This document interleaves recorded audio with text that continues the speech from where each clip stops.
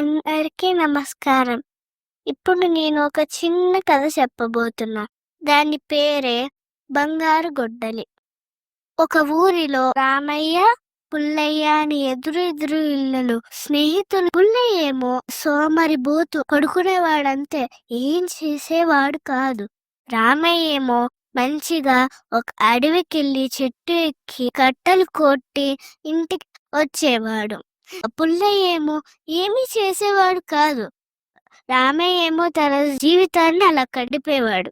అప్పుడు ఒకరోజేమో రామయ్య అలా అడవికెళ్ళి చెట్టెక్కి కొడుతుండగా పొరపాట గొడ్డలి జారి కిందున్న నదిలో పడింది. కిందకి దిగి చెట్టు నుంచి రామయ్య అలా బాధపడుతూ ఉన్నాడు.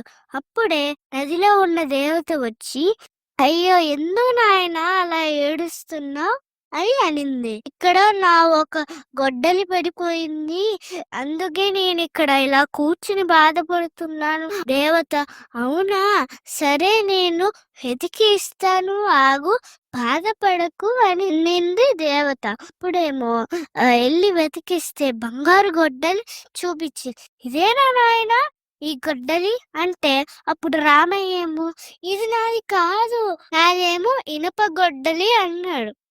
అవునా, అయితే ఆగు, నేను వెతికి తెస్తాను అనింది దేవత. అప్పుడు ఒక వెండి గొడ్డలి తెచ్చింది దేవత. ఇదేనా నీది అంటే, కాదు నాది ఇనప గొడ్డల అంటుంటే, సరే నువ్వు వెతికి తెస్తాను అని అంటే, ఇదేనా నీ గొడ్డలి?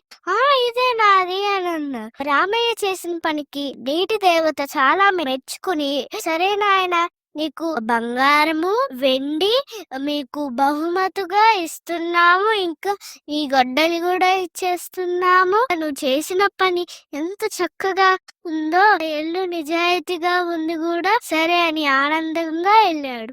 అప్పుడే పుల్లయ్య ఇదంతా చూసి, అమ్మో, వీడికి ఇంత వచ్చేసిందా, నాకు రావాలి అని మారువేషం వేసుకుని అడవిలోకి వెళ్ళాడు. చెట్టెక్కి కట్టెలు కొడుతుంటే కావాలని ఆ గొడ్డలిని ఆ నదిలో పడేశారు. అప్పుడే కిందకి దిగి ఏడుస్తున్నాడు. నీటి దేవత వచ్చి, ఏమైంది నాయనా నీకు అని అంటే, నా గొడ్డలి ఇక్కడ పడిపోయింది అన్నా. అవునా, సరే వెతికిస్తాను అంటే ఒక బంగారు గొడ్డలి తెచ్చింది. ఇదేనా నాయనా నీ గొడ్డలి అంటే, అవును ఇదే నా గొడ్డలి అని త్యాస అన్న చెప్పేశాడు. ఆ నీటి దేవత కోపం వచ్చి, నన్నే మోసం చేస్తావా, నీకెంత ధైర్యం అని గట్టిగా అరిచింది. లేదు, ఇదే నా గొడ్డలి అని అబద్ధం చెప్పాడు. అప్పుడేమో నీటి దేవత, నా దగ్గర ఆషామాష, నీకు బాగోదు చెప్తున్నా అని, నా కళ్ళు లేవా అంటే, వెళ్ళిపో నువ్వు అని గట్టిగా అరిచింది. బాధపడుతూ ఇంకెళ్ళిపోయాడు. దీని అర్థం ఏంటంటే, ఎప్పుడు నిజాయితీగా ఉండాలి, ఎవరిని మోసం చేయకూడదు. కథ కంచికి మనం ఇంటికి.